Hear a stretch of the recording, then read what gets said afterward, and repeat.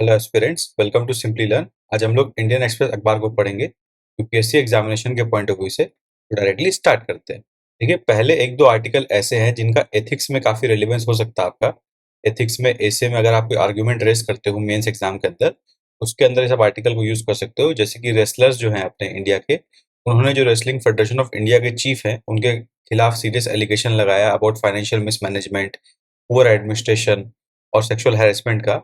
तो ये एथिक्स में आप इसका इनका एग्जांपल यूज कर सकते हो एलिज्ड की तरह। डायरेक्टली मत लिखिएगा इन्होंने ऐसा किया, एलिज्ड करके लिख सकते हो आप।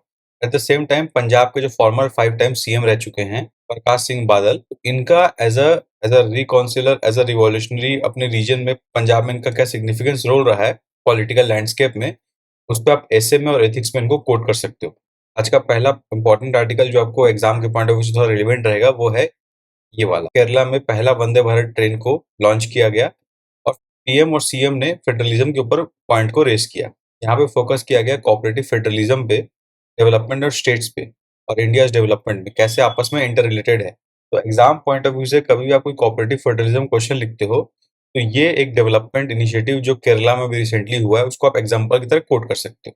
और सेकंड, इकोनॉमी में देखिए कनेक्टिविटी इंफ्रास्ट्रक्चर पे गवर्नमेंट का फोकस है, वो भी एक आर्गुमेंट यहाँ पे रेस किया गया है कि अभी इस साल के बजट में गवर्नमेंट ने 10 लाख करोड़ का इंफ्रास्ट्रक्चर बजट बनाया है पब्लिक ट्रांसपोर्ट और लॉजिस्टिक सेक्टर में उसको कम्प्लीटली ट्रांसफॉर्म करने के लिए। ये डेटा मेन सेंसर के अंदर इकोनॉमी में कोट कर सकते हो। तो ये दो बातें इस आर्टिकल से आप निकाल सकते हो। फिर सेकंड, ये Dadra and Nagar Haveli and Daman and Diu, आपको पता होगा ये दोनों यूनियन टेरिटरी को मर्ज कर दिया गया था 2020-21 के अंतर्गत। तो उसके बाद से एक यूनियन टेरिटरी बन गए। अब इनमें क्या है, काफी सारा डेवलपमेंट पीछे रुका हुआ था, स्पेशली दमन तो मैं खुद भी गया हूँ, यहाँ पे डेवलपमेंट काफी रुका हुआ था। तो अभी रिसेंटली डेवलपमेंट प्रोजेक्ट्स वहाँ पे लॉन्च किए गए। अब जिस भी कारण से हो अपने को जानना नहीं है, अपने को बस इतना जानना है कि Dadra and Nagar Haveli and Daman and Diu एक यूनियन टेरिटरी है जिसके अंदर डेवलपमेंट प्रोजेक्ट स्टार्ट हुआ है। यूनियन टेरिटरी के पुअर डेवलपमेंट पे या उनके वर्क पे कोई क्वेश्चन आता है तो एग्जांपल आप कोट कर सकते हो। अब प्रीलिम्स में क्वेश्चन बन सकता है कि नमो क्या है। नमो एक नेशनल एकेडमिक मेडिकल ऑर्गेनाइजेशन है, ये जो दमन एंड दीव में इनॉग्रेट किया गया था।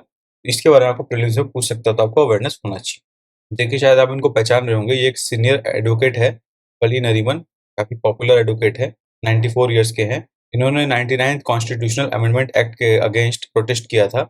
इन्होंने 99th कॉन्स्टिट्यूशनल अमेंडमेंट एक्ट के अगेंस्ट आर्ग्यू किया था, जिसको पॉपुलरली हम लोग एनजैक एक्ट कहते हैं, जहां से एग्जीक्यूटिव को चांस मिलता था कि जजेस का अपॉइंटमेंट में इंटरफेयर करने का, इंटर करने का।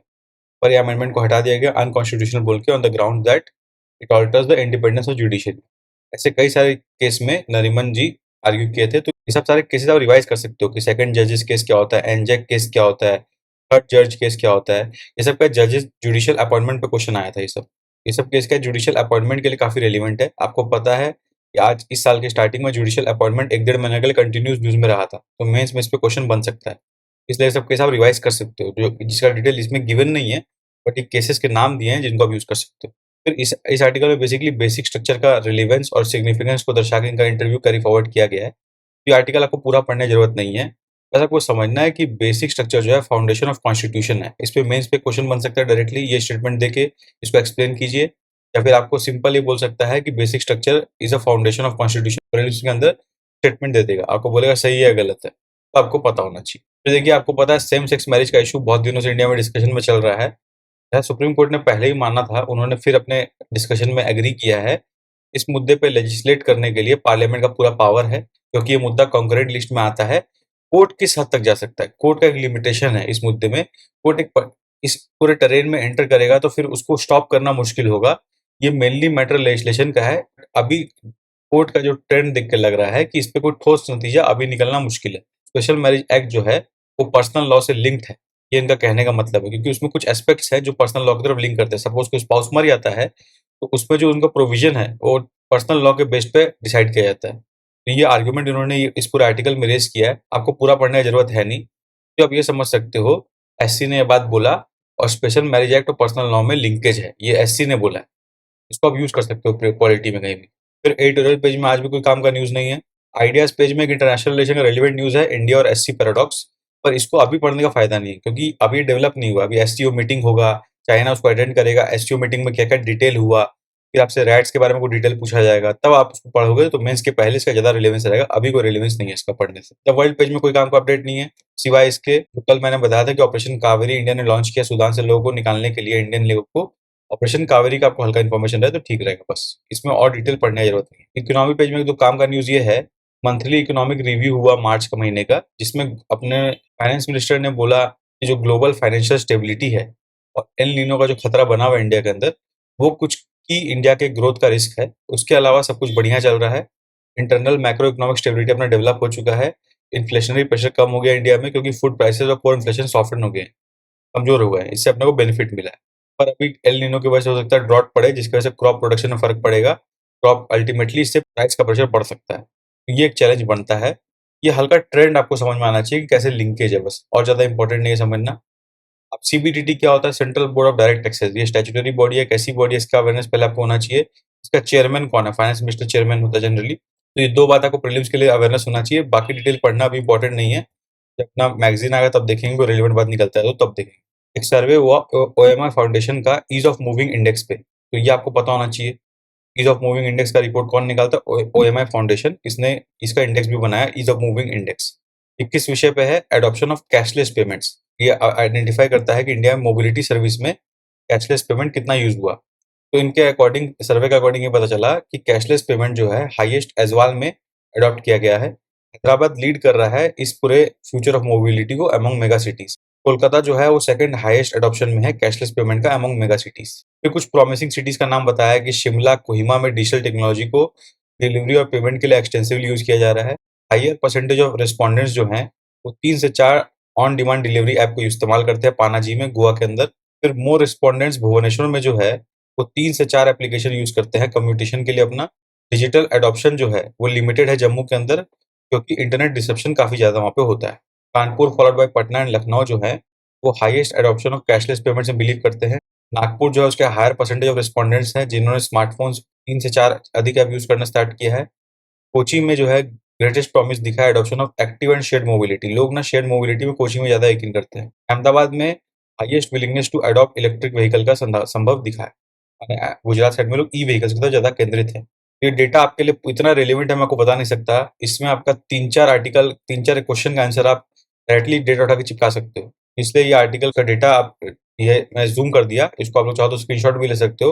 और ये वाला पार्ट आप लोग डेफिनेटली पढ़िए, रिवाइज कीजिए, अपने नोट्स में कहीं ना कहीं इसको स्टिक कीजिए, यूजफुल रहेगा आपके लिए। फिर अभी हाल फिलहाल में डब्ल्यूटीओ पैनल का एक रूलिंग आया था, इसके बारे में हम लोग पहले पढ़ चुके थे, क्योंकि इंडिया कुछ आईटी प्रोडक्ट्स पे टैरिफ्स लगाता है, इंपोर्ट ड्यूटी लगाता है, तो उस पर कुछ जजमेंट उन्होंने दिया कि ये गलत है भाई। तो इंडिया अभी डिस्प्यूट को रिजोल्यूशन के लिए अपना एपेलेट ट्रिब्यूनल में अपना दरखास्त रखेगा, उसका डिसीजन आएगा, फिर डिसाइड करेगा डब्ल्यूटीओ राइट्स और ऑब्लिगेशन के आधार पे। तो ऐसा चाहिए पढ़ने के लिए इंपॉर्टेंट नहीं है, पर आपको पता चलना चाहिए कि इंडिया में सब चीज चल रहा है अभी। फिर आज का मुख्य पेज आ गया, एक्सप्लेन पेज। इसमें जो रेसलर्स ने प्रोटेस्ट किया है डब्ल्यूएफआई के चीफ के अगेंस्ट, उसके ऊपर कुछ जानकारी दी है। तो आज भी मैं एक्सप्लेन पेज टेलीग्राम ग्रुप में शेयर कर दूंगा। इसमें ये आर्टिकल क्वांटम कंप्यूटर्स वाला, zero shadow day is very important, ये प्रीलिम्स में पूछा जा सकता है। ये क्यों प्रोटेस्ट कर रहा है रेसलर्स दोबारा, और सुप्रीम कोर्ट इसमें क्यों इंटरफेयर करना चाह रहा है, ये इसके ऊपर थोड़ा जानकारी आप हल्का रीड कर लेंगे तो एक कंटेक्चुअल अवेयरनेस इंपॉर्टेंट है। जैसे मैंने बताया, एथिक्स ऐसे में लिखने में आसानी होगा। अब सुप्रीम कोर्ट इन्वॉल्व हो जाएगा तो पॉलिटिकली भी रिलेवेंट बन जाएगा, इसलिए हल्का अवेयरनेस आपको होना चाहिए, ऐसा दुनिया में चल रहा है। जीरो शैडो प्रीलिम्स के लिए इंपॉर्टेंट है, क्योंकि देखिए ज्योग्राफी वाला एस्पेक्ट कवर करता है। अर्थ का अपरेंट मूवमेंट जो होता है north to south, south to north, इसको अपने हिंदी में उत्तरायण और दक्षिणायन बोलते हैं। उसके वजह से जीरो शैडो डे इंडिया में ऑब्जर्व किया जाता है बिटवीन द ट्रॉपिक्स। उसके बारे में थोड़ा डिटेल दिया है। कंटेक्स्ट यही है कि ट्रॉपिक ऑफ कैंसर और ट्रॉपिक ऑफ कैप्रिकॉर्न के बीच में जो रीजन है, वहां पे एक साल में 2 बार जो है जीरो शैडो डे ऑब्जर्व किया जाता है। इसका मतलब ये है कि जो ऑब्जेक्ट है उसके ठीक वर्टिकली नीचे उसका शैडो बनेगा, कहीं पैरेलली या और कहीं उसका रिफ्लेक्शन दिखाई नहीं देगा। इसको जीरो शैडो डे की तरफ माना जाता है। तो इस चीज को आप रीड करेंगे तो आपके ज्योग्राफी के लिए, प्रीलिम्स के लिए अच्छा रहेगा। फिर क्वांटम कंप्यूटर्स के ऊपर ये आर्टिकल है। इसमें ये बताया क्वांटम कंप्यूटर्स क्यों स्पेशल है, डिफरेंस कैसे है। देखिए, ये आर्टिकल पढ़ने से ना आपको एग्जाम में आप डायरेक्टली सारा मुद्दा लिख नहीं पाओगे, हो सकता है 1 2 पॉइंट लिख भी पाओ। पर ये इंपॉर्टेंट इसलिए ये बताता है कि ट्रेडिशनल कंप्यूटर जो है, कन्वेंशनल कंप्यूटर जो है, उससे क्वांटम कंप्यूटर कैसे डिफरेंट है, उसके क्या क्या की प्रॉपर्टीज है। जैसे कि सुपरपोजिशन एक प्रिंसिपल है क्वांटम कंप्यूटिंग का, इंटेंगलमेंट एक प्रॉपर्टी है। ये सब चीज का मीनिंग, एसेंस, एक्चुअल में जैसे फील कैसे होता है, आप ये पूरा आर्टिकल जो हाइलाइटेड पार्ट आप पढ़ोगे तो आपको फील होगा क्वांटम कंप्यूटिंग एक्चुअल में क्या है। तो आपके एग्जाम के लिए अच्छा रहेगा। और फिर ये अभी परफेक्ट नहीं बना, इस पर रिसर्च चल रहा है, तो आपका मेंस का कभी क्वेश्चन आता है क्वांटम कंप्यूटिंग पे, तो इस पे जो क्या की चैलेंजेस है, करंट प्रोग्रेस क्या है, ये सब इस आर्टिकल से आप लिख सकते हो। क्योंकि इंडिया अभी नेशनल क्वांटम मिशन स्टार्ट किया है, तो इसलिए ये वाला पढ़ना आपके लिए एग्जाम के लिए रिलेवेंट रहेगा साइंस एंड टेक के पॉइंट ऑफ व्यू से। ये 3 आर्टिकल जो है एक्सप्लेन पेज मैंने जो शेयर करेगा टेलीग्राम ग्रुप में, उससे आप रीड कर सकते हो। वैसे कंटेक्चुअल अंडरस्टैंडिंग मैंने आपको दे दिया। तो बस आज के अखबार में यही पार्ट पढ़ना रिलेवेंट था। आई होप आपको पढ़ के अच्छा लगा हो। If you like the initiative then channel को लाइक करें, सब्सक्राइब करें। तब तक के लिए best wishes for the examination.